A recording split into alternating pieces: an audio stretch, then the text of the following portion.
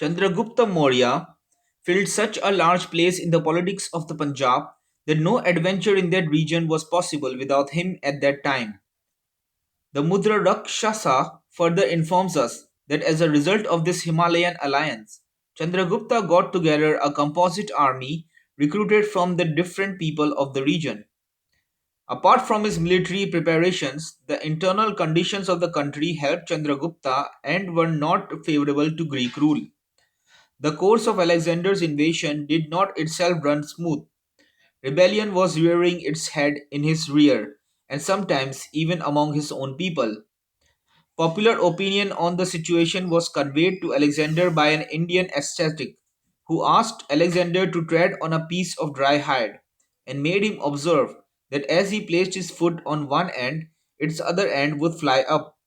This was a visible image of the uncertain and unstable consequences of campaigns carried on in countries too far from the center of his dominion.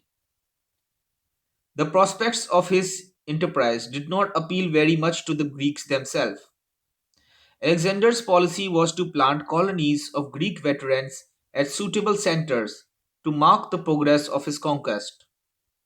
Such colonies were set up first in Bactria and Sogdiana, but the moment there was a rumor of Alexander's death, 300 of these colonies left for home. Alexander himself thought of these colonies as penal settlements, to which the Greeks convicted of disloyalty were committed. Then again, to consolidate his conquests, Alexander divided Greek India into six satrapies, three on the west side of the Indus and three on the east.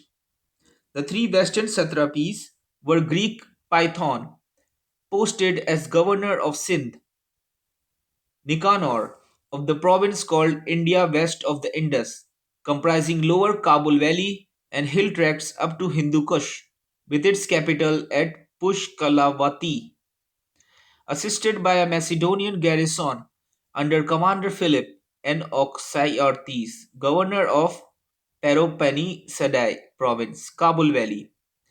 Alexander could not post Greek governors to the east of the Indus. Here the three satrapies were placed under Indian kings, king of Taxila, the king of Abhisara country, and Paurava. Alexander's worst enemy, now installed as ruler of the largest territory comprising 15 republican peoples, 5,000 considerable cities, and villages without number. The position of the Greek governors rapidly became precarious. First, Kandahar revolted under the instigation of an Indian chief called Samasus of Damarahsu. Next, the Aswakas killed their Greek governor Nikan. The eastern Aswakas threatened the Indian agent of Greek imperialism, Sisykotus, who had to ask Alexander for help. All this trouble was brewing in 326 BC, where Alexander was in the thick of his campaigns. He was even falling short of men. He had to wait for Thracian reinforcements from distant Iran to be able to advance beyond the Chenab. But the Beas proved the limit of his advance. Koinos conveyed to Alexander the spirit of revolt among the Greek soldiery, of whom few were left with their bodily strength and spirits no longer as before. The place of Nicanor, murdered by the Indian mutineers, was taken by Commandant Philip, who became the most powerful Greek governor. He was already acting as Alexander's agent at Taxila to keep watch over the activities of his old and powerful enemy, Paurava. He was further selected by Alexander to guard the rear of his advance down the Hydaspes and later to take charge of the territories of the free peoples, the Malavas and Kashudrakas, conquered by Alexander as far south as the confluence of the Indus and the Chenab. Philip therefore held the key position of Greek rule in India. The assassination of such a man was a fatal blow to that rule. He was murdered on his return to headquarters after he had seen Alexander off on his return journey down the Jhelum. According to Arian, Philip fell a victim to jealousy between Greeks and Macedonians of his garrison, but the incident was symptomatic of a more deeply seated trouble. Alexander received the news of his murder before he had reached Carmania on his westward march, but he was quite helpless to avenge it.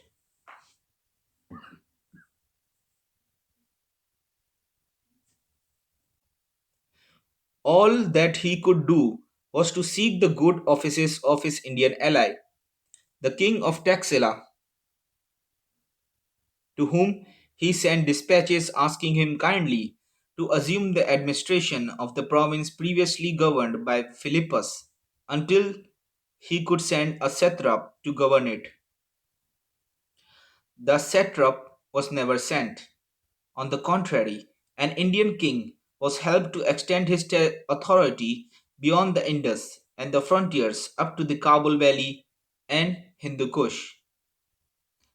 A Thracian named Eudamus was left as the sole Greek agent in charge of the garrison of Pushkalavati to deal with the scattered Greek and Macedonian troops and colonists who lingered on in India. Then followed the death of Alexander in 323 BC, when the Greek situation in India became extremely critical. The 2 years, 325 to 23 BC, that intervened between the death of Philip and that of Philip's master were fateful years for the revolutionary movement that was silently going on behind the scenes for achieving India's freedom from foreign subjection. Chandragupta appears on the scene as the leader of this movement. What was then happening may be gathered from the following statement of Justin, the only available evidence on the subject. India, after Alexander's death, as if the yoke of servitude had been shaken off her neck, had put this prefect to that.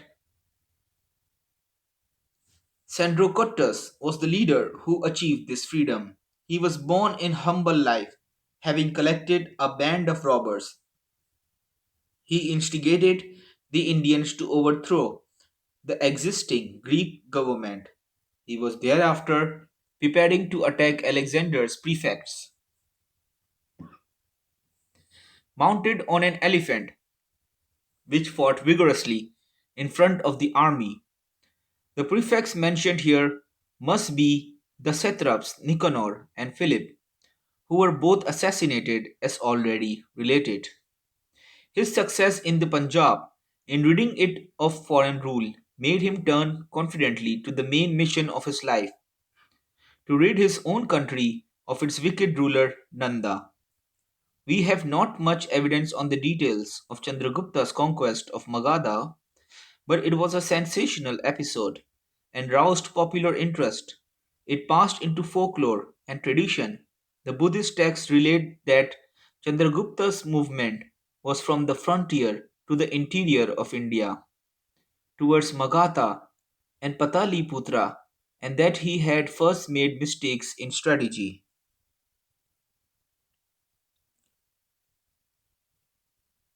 On Sanchi Gateway, the peacock was the crest of the house of Maurya. Asoka was Chandragupta's grandson. In his ambition to be a monarch, without beginning from the frontiers and taking the towns in order as he passed, he invaded the heart of the country and found his army surrounded by the people on all sides and routed, like a child eating the middle part of a cake and not eating from the edges, which were thrown away. Next, he tried another method. He commenced operations from the frontiers and conquered many Rashtras and Janapadas, states and peoples, on the way, but his mistake was not to post garrisons to hold the conquest. The result was that the people left in the rear of his advance were free to combine to encircle his army and defeat his designs.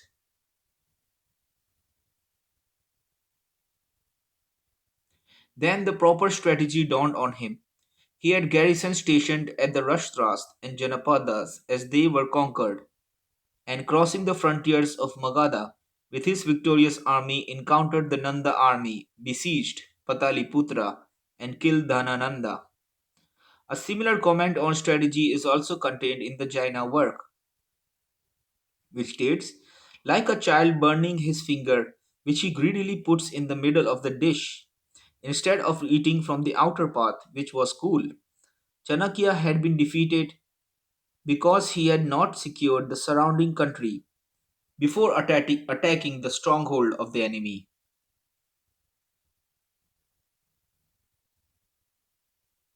Profiting by this advice, Chanakya went to Himatvatakutta and entered into alliance with Parvataka, the king of that place. They opened the campaign by reducing the provinces.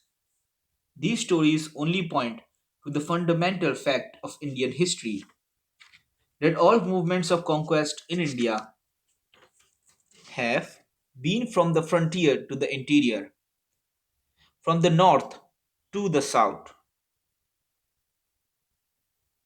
from the highlands to the plains. It is only in the case of the British as a sea power that the movement has followed a different course from the sea upwards. It is also apparent from the stories that the conquest of Nanda's empire was the result of several attempts because it was so powerful that its army comprised 200,000 infantry, 20,000 cavalry, 2,000 four-horsed chariots, and 3,000 elephants. It was very large, extending as far as the Punjab.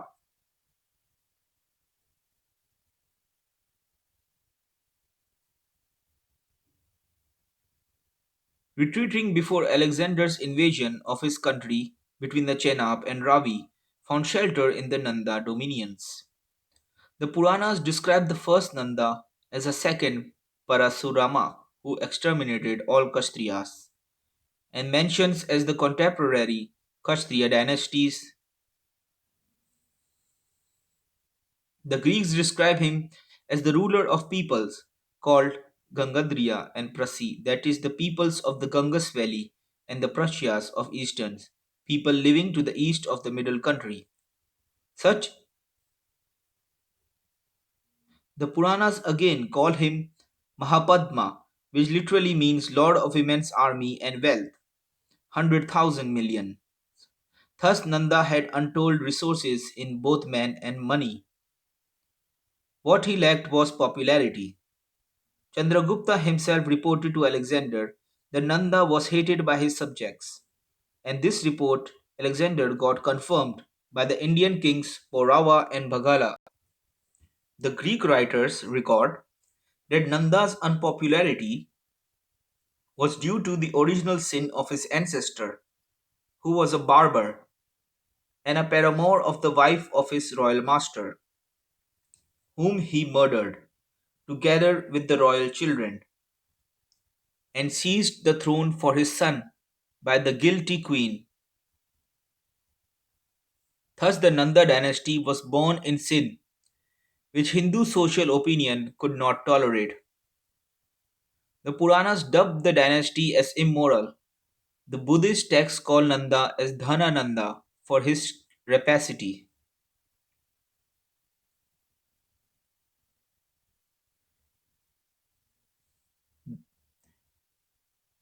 Has a different tradition about the first Nanda, whom it calls by another name, Ugrasena. He started as a marauder and formed a gang of dacoits with his other brothers and later seized Magadhan sovereignty. Perhaps the Greek version is more reliable as being based upon first hand reports. It is echoed, which states that Kakavarni Saisunagi was killed by a dagger thrust into his throat in the suburb of his city, pointing to the treacherous murder of his royal master by the queen's paramour, the barber, the sinful progenitor of the Nanda dynasty. A similar tradition is recorded in Jain works, describes Nanda as the son of a barber by a courtesan, which implies a double degradation due to both parents being tainted. There are different traditions as to the circumstances which led to a clash between Chandragupta and Nanda. Chandragupta, by his insolent behavior, had offended King Nandrus, and when ordered by that king to be put to death, he had sought safety by a speedy flight. The text of Justin has the name Alexandrum, which is taken to be a mistake for Nandram.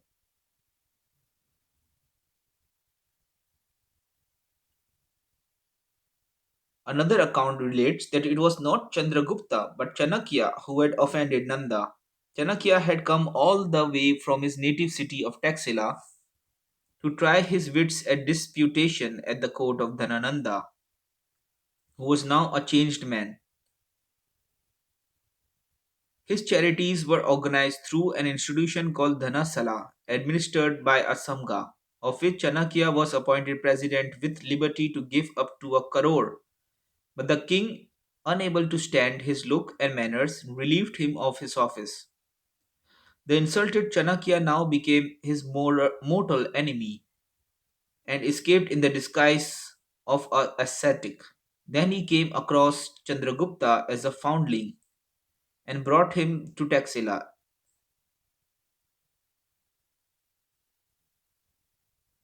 The Mudra Shahsa also supported his tradition in standing that Nanda had insulted Chanakya by expelling him publicly from his place of honor in his court.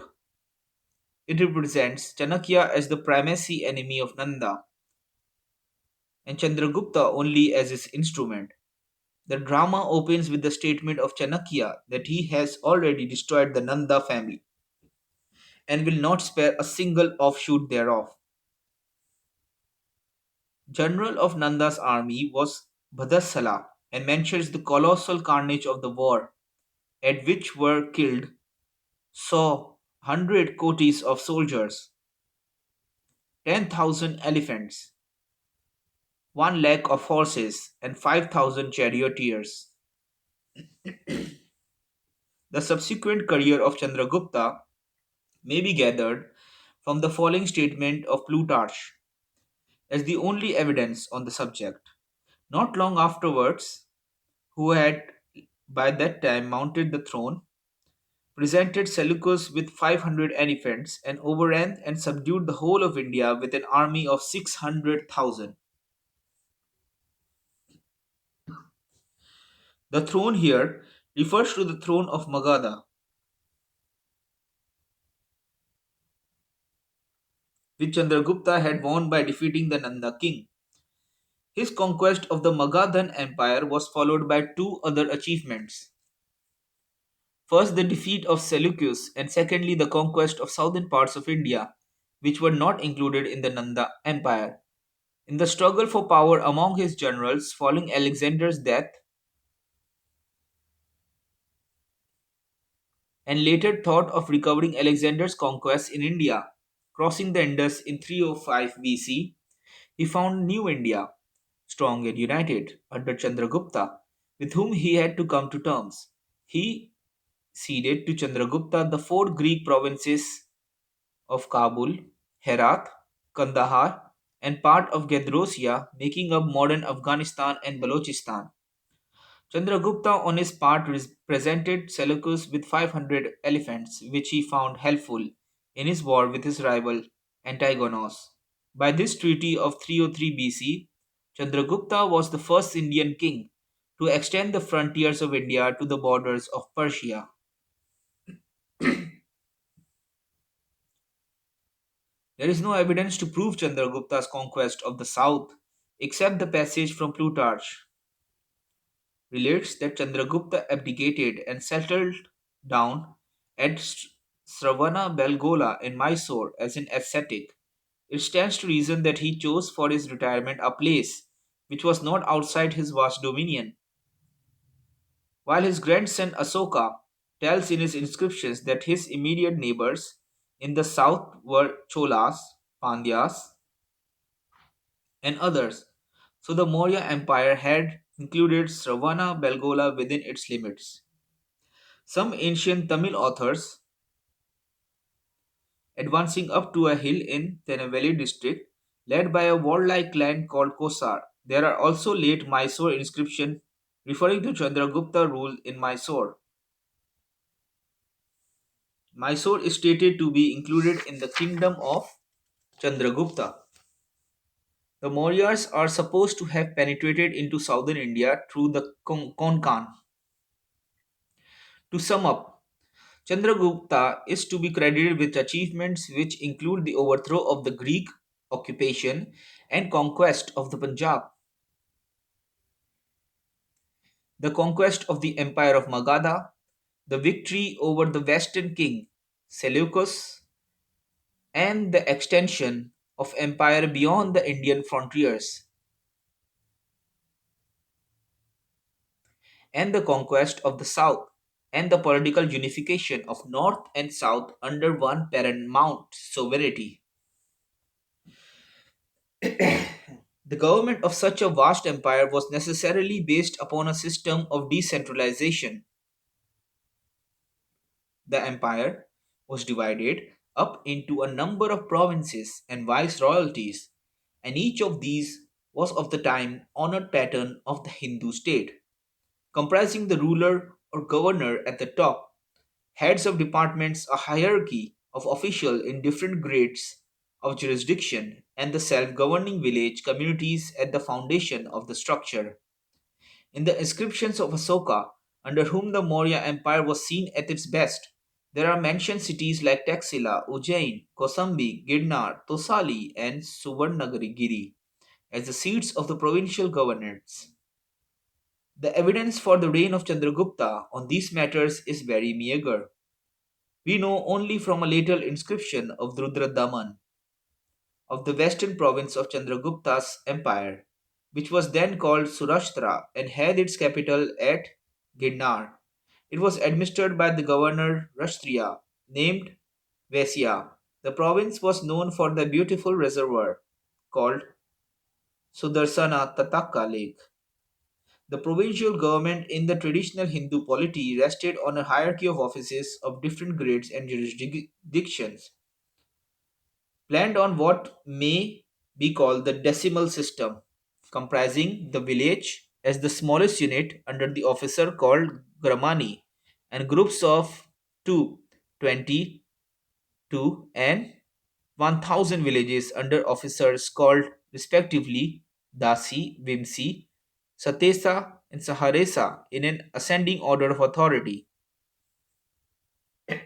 culminating in the provincial governor called Andipati.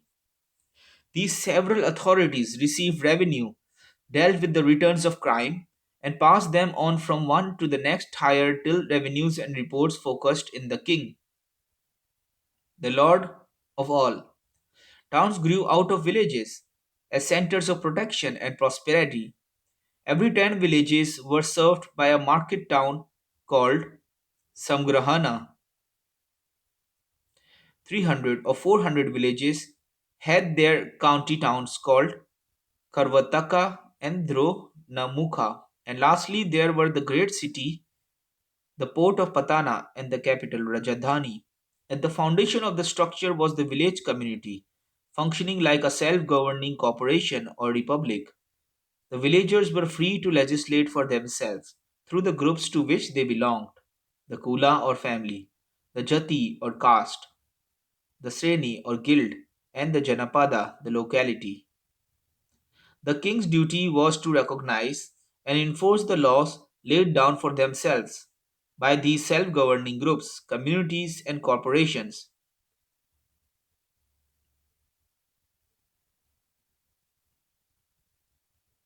and the laws of different localities. As regards the administration, A vast body of valuable and concrete evidence is furnished by the epoch making Sanskrit work, the Arthasastra of Kautilya. Although the exact date and authorship of the work cannot be ascertained, scholars are agreed that the contents of the work reflect the conditions of Maurya India. The main source of information regarding India under Chandragupta Maurya is the account of Megasthenes, who, after the Treaty of 303 BC, was sent as an envoy by Seleucus to the court of the Indian king, where he spent a number of years and had several times visited the Maurya capital.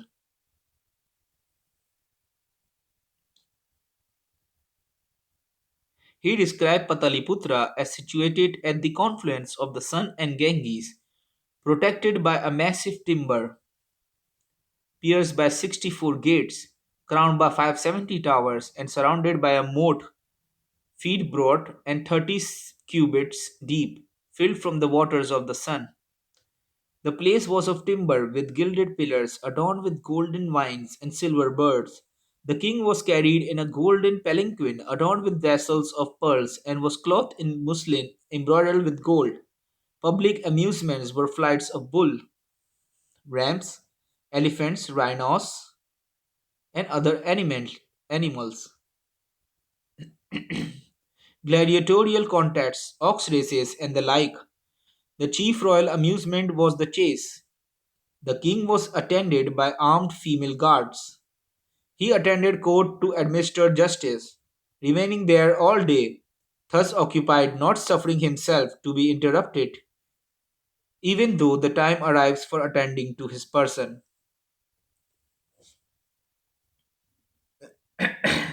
The seven classes of Indians. The philosophers, that is, the Brahmans, who performed sacrifices privately for individuals and publicly for kings. The agriculturists, who formed the bulk of the population and were exempt from military service and were often found freely working in the fields,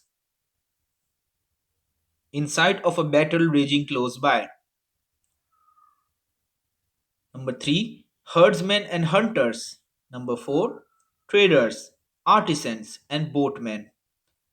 Armorers and shipbuilders were to work for the state and not for private individuals. The admiral of the king's navy hired out ships to private individuals for the transport of goods and passengers. Number 5, soldiers who received pay even in peacetime.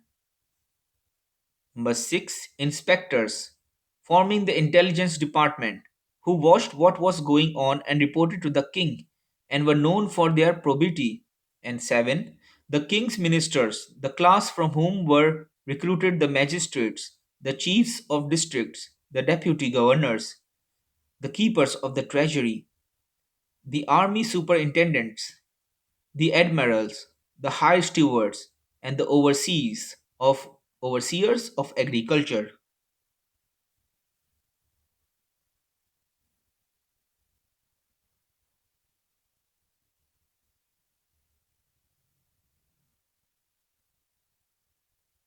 Megasthenes gives some facts about the educational system of the country. Its leaders are called philosophers, who were both Brahmins and Sarmanes. The Brahman students spent 37 years in studentship, living with their teacher in a grove near the city, using beds of leaves and skins, living sparely, practicing celibacy and abstinence from flesh food, listening to discourse, and admitting others to discussion. This points to the Hindu system of education based on brahmacharya.